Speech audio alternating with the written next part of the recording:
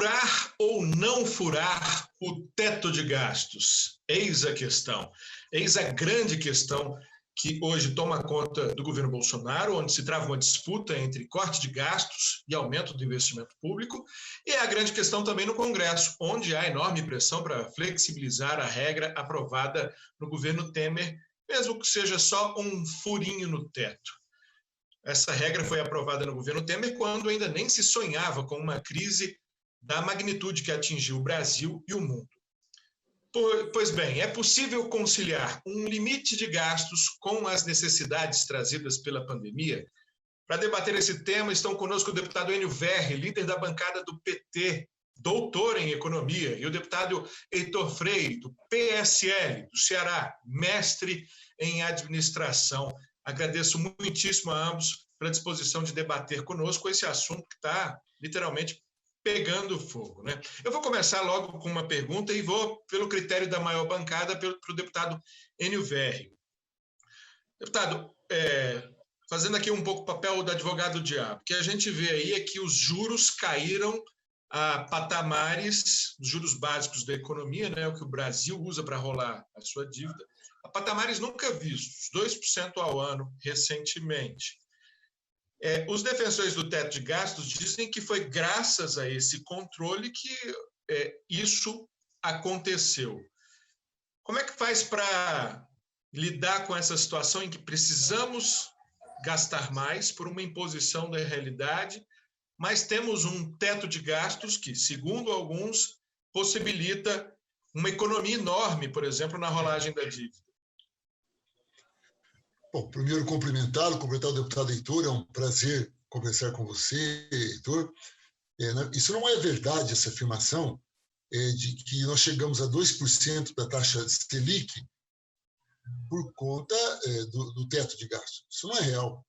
Se você ler as atas do Banco Central, as atas do Copom, é um conjunto de fatos. E, sem dúvida nenhuma, o principal fato que determinou a queda da taxa de juros é a grande crise, que na verdade não é só uma crise sanitária, mas é de proteção social e, por conta disso, econômica, que essa crise gigantesca fez com que a demanda caísse, não há expectativa de aumento da demanda muito rápido na economia, consequentemente não há expectativa de inflação. O Banco Central no Brasil, diferente, por exemplo, do Banco Central dos Estados Unidos, tem um único papel, preocupar-se com a inflação. Com isso, se não há expectativa de aumento de demanda e, consequentemente, se aumenta a demanda, aumentaria a inflação e isso não vai ocorrer, está baixando a taxa de juros. Se nós não estivéssemos numa pandemia como essa, nós não estaríamos nessa taxa de juros que nós estamos. Esse é um primeiro aspecto. E isso é uma realidade não só do Brasil, é de todo mundo, porque a pandemia é um fato universal. Sobre, especificamente, a emenda constitucional 95, que é o teto de gastos, aí é um outro aspecto. São só 2 países no mundo que utilizam isso. Eu particularmente, votei contrário e acho que o teto de gastos não ajuda no desenvolvimento econômico. É uma questão de concepção, claro. A concepção que eu tenho é que se o governo gasta, por exemplo, em infraestrutura, se ele investe em estradas, usinas, as empresas vão trabalhar para o governo, vão gerar emprego, vão contratar pessoas, vão pagar impostos, aumenta a arrecadação do governo e, com isso, equilibra os gastos. Num país como o nosso, ou na maior parte dos países do mundo, se o Estado corta, não importa qual governo, o Estado corta os seus investimentos, leva a uma recessão e, de maneira nenhuma, ajuda o país a desenvolver. Então, o primeiro aspecto que eu observo, em épocas normais, não agora, é que o teto de gastos ele contém o investimento, ele freia a economia e pode levar, inclusive, a um processo de recessão econômica. E o segundo aspecto, para não me alongar muito, é que quando você determina que o orçamento do ano seguinte é o orçamento do ano, esse ano, do ano zero, mais a inflação, é importante ressaltar que a inflação ela é uma cesta. E nesta cesta, é claro que tem cebola, tem caminhão, tem um monte de coisa, mas, por exemplo, educação e saúde, normalmente a inflação é mais alta. Como você repassa a inflação média, a cada ano você diminui o investimento em determinada área. Nesses anos que nós estamos vivendo sob a égide da emenda constitucional 95, o SUS já perdeu 22 bilhões de reais. Ou seja, o processo do teto é que você corta diretamente naquilo onde mais precisa. E o SUS, nesse momento, é fundamental. Por isso é que eu entendo que a emenda constitucional 95, por conta da pandemia, primeiro por conta da pandemia, e aí é inevitável, ela estoura mesmo, e é normal que estoure, e se não estourasse, seria de uma insensibilidade gigantesca do governo, seria um absurdo. Agora, em épocas normais, também acredito que ela não seria mantida por muito tempo, a minha avaliação é que ela aguentaria mais 3, 4 anos no máximo, até por conta do papel do Estado brasileiro, que é inevitável, que é de dinamizar a economia, e pelo menos contribuir na direção do desenvolvimento. Por isso, ou em épocas normais, ou por conta da pandemia, eu entendo que a emenda constitucional ela não resolve o problema e nos leva a uma análise muito simplista, como se estivesse analisando uma casa ou uma empresa. E o Estado brasileiro ou qualquer outro país é muito maior do que isso e tem resultados em corrente a partir dessas decisões que podem custar muito caro ao conjunto da população. Perfeito. Deputado Heitor Freire, o presidente Bolsonaro tenta passar sinais, especialmente depois, tudo indica, de cobranças internas do ministro Paulo Guedes, de que a austeridade é a bandeira principal, a nova bandeira do seu governo. Mas ele mesmo, às vezes, dá sinais trocados, né? Já autorizou alguns ministros a estudarem a ampliação de investimentos em algumas áreas, trocou o próprio líder do governo na Câmara por um deputado do Partido Progressista, que faz parte de um grande grupo que pressiona normalmente pela liberação de algumas obras, de alguns investimentos nos estados. É normal, é do jogo político, mas é um grupo que, em geral, cobra e cobra alto por meio de investimentos públicos a adesão ao governo. Como é que vai fazer para fechar essa conta e, principalmente, para que haja confiabilidade dos agentes econômicos de qual é realmente a mensagem, o que o presidente Bolsonaro realmente acredita? Eu sou um grande defensor da emenda constitucional 95, né, que estabeleceu o teto dos gastos, devido à questão da responsabilidade fiscal.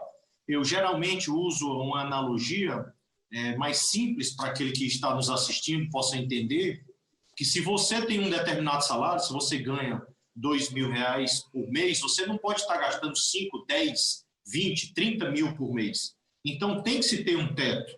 Isso aí é básico em qualquer economia, é básico. Se você vai num banco tirar um cartão de crédito, a primeira coisa que ele olha é o seu limite de gasto, o teto que você pode gastar, se endividar.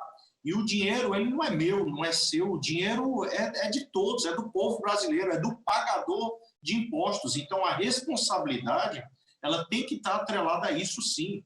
A intenção dessa regra, ela foi, a intenção foi para que obrigasse uma maior responsabilidade nos gastos públicos, né, para evitar o crescimento de uma dívida pública. Infelizmente, o modus operandi do PT sempre foi esse de governar, de endividar o país sem qualquer responsabilidade, com obras faraônicas, né, superfaturamentos, fraudes, que ocasionaram em grandes escândalos aí de corrupção que nós conhecemos. Então, nós já vimos esse modelo no passado, com a gestão de governos anteriores do PT, e a gente não pode deixar que isso aconteça novamente.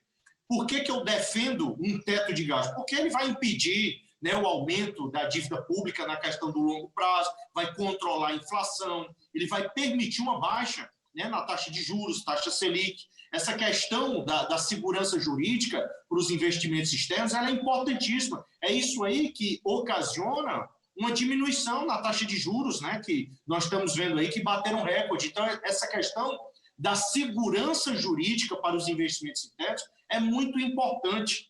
Então, por isso que eu acredito que, independente, eu até poderia dizer, nós temos agora o governo Bolsonaro, o governo que eu votei, que eu lutei para que ele estivesse hoje no poder, para que liberasse tivesse esse furo, permitisse esse furo no teto dos gastos, mas não, eu sou um liberal na economia, eu acredito que tem que se ter um limite, sim, que o país ele tem que crescer de forma ordenada, não é desordenada, a gente não vai fazer o que nós não podemos pagar, não, essa conta não fecha, portanto, pode ser o governo Lula, pode ser o governo Bolsonaro, independente de quem seja no poder, eu pessoalmente acredito que tem que se ter, sim, um teto nos gastos por questão de responsabilidade nos gastos públicos. Bom, perfeito. Eu vou voltar ao deputado Enio Verri para falar sobre esse alívio na dívida pública e também na relação dívida-PIB, que já assusta alguns atores políticos e econômicos. Eu vou até usar o mesmo exemplo do deputado Heitor Freire, que é alguém que ganha R$2.000, né? A nossa relação dívida-PIB, que antes da crise estava ali por volta de 75%, foi anunciado até num tom fúnebre pelo secretário de Tesouro, vai bater esse ano ainda nos 98%, 100%. É como alguém que ganhasse R$2.000 por mês ou R$24.000 num ano, tivesse uma dívida consolidada de R$18.000 antes da crise e passasse por uma dívida consolidada depois da crise de R$24.000, né? Um ano inteiro de salário. Pergunto, quão ruim isso é, como isso pode ser contornado, e sempre tem alguém para lembrar que a relação dívida-PIB, por exemplo, dos Estados Unidos já é maior de 100%, no Japão ultrapassa 200%. A gente é Estados Unidos ou Japão para poder alcançar números tão expressivos, deputado Enio Verri? Eu quero dividir minha resposta em duas partes. A primeira, eu respondi ao deputado Heitor que é uma falta de educação, deputado. A minha resposta foi absolutamente elegante e continuarei sendo elegante. Agora, não me parece que o PSL tem autoridade de ser grosseiro, como foi, falando do meu partido, sendo que o seu presidente está envolvido em escândalos de fake news, os seus deputados envolvidos com rachadinha, colocando mulheres como laranja nas campanhas, e Vossa Excelência, no debate de economia, como está aqui, entrar num debate assim. Se Vossa Excelência não tem capacidade de fazer o debate da economia, fale, mas não baixe o nível, porque isso não é a melhor coisa para se fazer em público. Eu só quero dizer que eu estou aqui para discutir economia e estou disposto a continuar com a mesma elegância que eu respondi a primeira vez, mas não serei eu que vou determinar o nível das minhas respostas. Vai ser o deputado Heitor. Segundo ponto. Agora, então, vamos voltar ao assunto. Você tem razão, Lincoln, na sua pergunta sobre taxa de juros. Primeiro, uma taxa de juros a 2%, ela é muito bom, porque você pega 47% do orçamento brasileiro, está voltado a pagar serviço financeiro. Se é menor a taxa de juro, claro que sobra mais dinheiro e com isso você pode fazer outros investimentos. Então, primeiro aspecto, altamente positivo. Segunda questão, a diferença, e eu respondi isso na primeira questão e vou repetir, é que não dá para comparar o governo federal, se fosse o governo municipal, até concordo, com uma casa, o salário de uma pessoa ou de uma empresa. As grandes economias, elas se endividam. Sabe por quê? Porque é o seguinte, é uma roda. Se você só gasta o que arrecada em termos federais, você não motiva a economia. Quando você equilibra apenas, e o governo não tem dinheiro para investimento, ele não consegue motivar a iniciativa privada, que é fundamental, porque a iniciativa privada, acreditando nos investimentos do Estado, também investe, ela gera mais empregos e faz com que o PIB cresça. Eu quero ressaltar que a fórmula do PIB, e é uma coisa muito importante, são os investimentos das empresas, os gastos do governo, olha só, o consumo das pessoas é a diferença entre exportação e importação. Só que 75% do PIB é gasto de pessoas. Se o Estado não investe e as empresas não contratam, não tem consumo. Se não tem consumo, o PIB corre o risco de dar igual ao ano. Volto a insistir, nós estamos discutindo fora a pandemia, tá? Não dá para discutir a outra realidade. Mas o ano passado foi 1,1, e 1,1 é por conta da queda do consumo. Então, a procura do equilíbrio, como pensa a emenda constitucional 95, trabalha numa lógica de município até de Estado. Mas, enquanto o governo federal não faz. É por isso que Japão, Estados Unidos, todos esses países têm uma relação de dívida-PIB gigantesca. Eu não defendo que a nossa relação de dívida-PIB passe de 100%. Claro que não. Agora, nós temos tamanho, estrutura, potencial econômico para fazer isso. E eu quero dizer, inclusive, que isso tem dividido o governo, volto a dizer agora, na pandemia, porque, veja só, após pandemia, nós vamos estar numa crise econômica gigantesca. O mundo vai estar, o Brasil também. Nesse sentido, essa briga que tem entre Paulo Guedes e Bolsonaro, na verdade, é uma briga que eu acho até positiva. Porque se você, nessa crise toda, o Estado não entrar e não ajudar a girar a economia, como é que a gente vai sair dessa crise? A iniciativa privada não tem dinheiro. O capital internacional ele vai vir aqui para comprar essas privatizações baratas que estão anunciando, mas não vai gerar mais emprego. Então, o que é importante ressaltar que a redução para 10% é fantástico, isso nos ajuda muito. É uma pena que precisou a pandemia para isso, porque está custando vidas, está custando uma miséria, mas isso ajuda nas contas públicas, sim. A pandemia já estourou o teto de gastos, não há como manter, mas o pós-pandemia, dificilmente a gente vai conseguir manter o teto por conta da necessidade do Estado intervir para retomar o nosso desenvolvimento. Em algum momento a gente pode voltar a pensar num teto de gastos? Eu não sei, como a minha formação econômica não me permite entender isso, mas daqui uns 10 anos talvez, porque os próximos 10 anos vai ser para recuperar o custo dessa crise que o mundo vive e que o Brasil também está sentindo.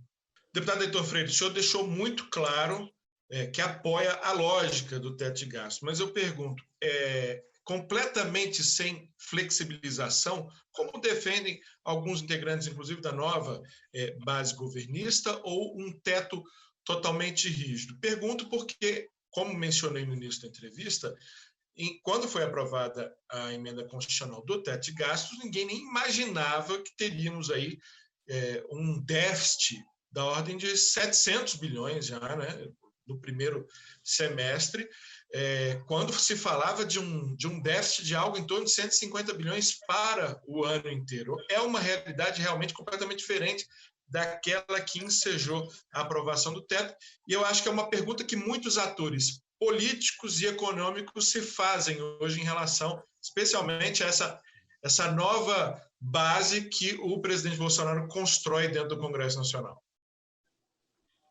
Lincoln, eu gosto muito dessa sua pergunta e vou rapidamente só responder o nobre colega deputado Hélio.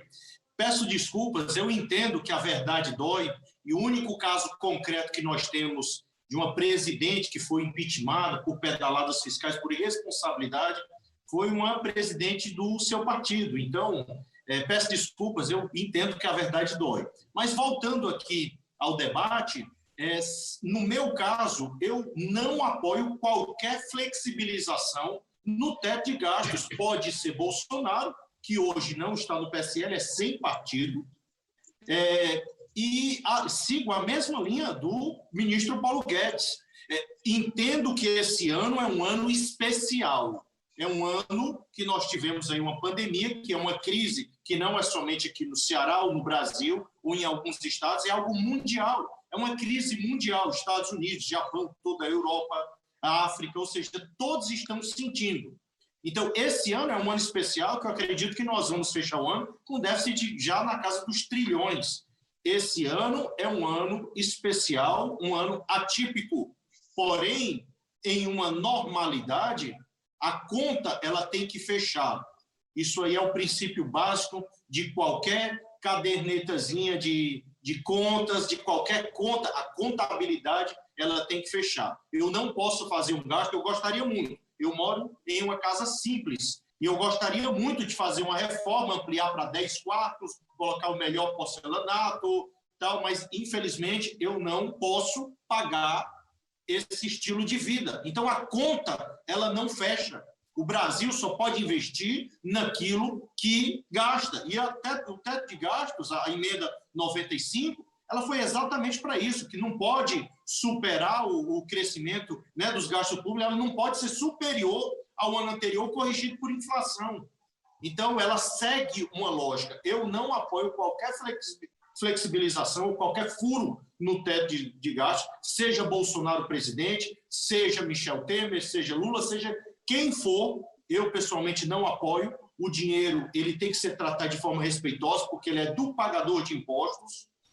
A economia brasileira ela já é muito é sensível, ela já é delicada, está enfrentando agora uma pandemia que foi fora do controle e nós temos que continuar com essa lógica, crescimento de acordo com o que a gente pode pagar. Tem que se fazer reformas para o Estado brasileiro ter mais eficiência, mas não ficar fazendo obras faraônicas ou gastos descontrolados. Eu defendo uma responsabilidade e um limite nos gastos públicos. Por isso, respondendo de forma bem objetiva, sem flexibilização. Perfeito. Bom, infelizmente, o que acabou não foi o assunto, foi o tempo. Gostaria, inclusive, de ter dos senhores uma previsão de qual vai ser o resultado, porque, afinal de contas, não é a posição de um ou de outro que vai prevalecer, mas a média dos 513, mas, infelizmente, nosso tempo acabou, fica para um próximo debate, porque esse assunto certamente voltará e voltará muitas vezes a ser discutido aqui nos nossos programas da TV Câmara, da Rádio Câmara e os nossos produtos das mídias sociais. Um segundinho para cada se despedir. Muitíssimo obrigado mais uma vez, deputado Enio Verri, PT do Paraná. Eu que agradeço, foi um debate muito rico, apesar da falta de educação do deputado Heitor. Eu terei sempre o prazer em discutir economia quando ele, apesar do presidente dele ser quem é. Deputado Heitor Freire. Lincoln, deputado Enio Verri, foi um prazer. Mais uma vez, deputado Enio, me desculpe por falar a verdade. Eu entendo que a verdade dói. E vamos continuar mantendo esse diálogo com todos, construindo pontes e buscando o melhor para o Brasil. Um forte abraço a todos. Obrigado a ambos e obrigado a você que nos acompanhou aqui em mais um Câmara Debate. Até a próxima edição.